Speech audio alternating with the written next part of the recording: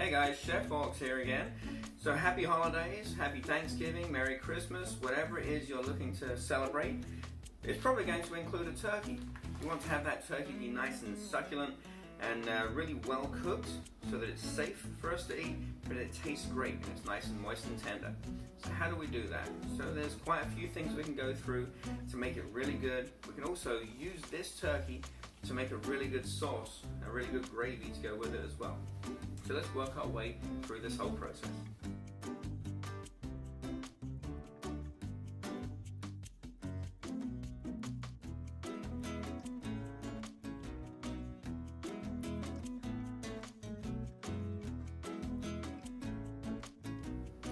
Now we have our turkey, we've taken it out of the bag, so there are some giblets with it. We've got the turkey neck here. I'm actually going to keep that neck for a stock later on.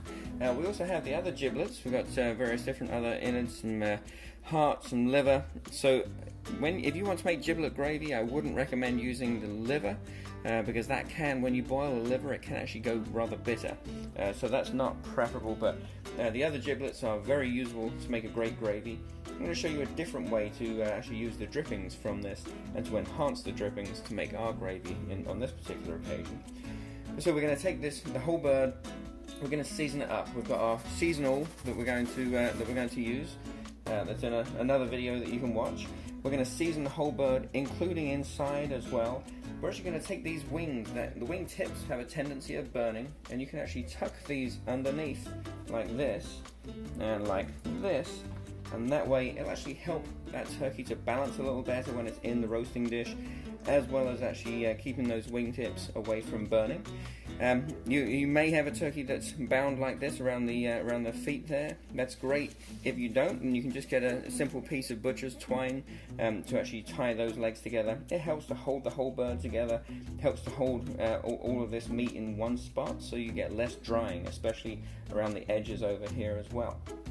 Once we're finished with that, we're going to make a special coating using our butter and our seasoning to go underneath the skin, and I'll show you exactly how we work that as well.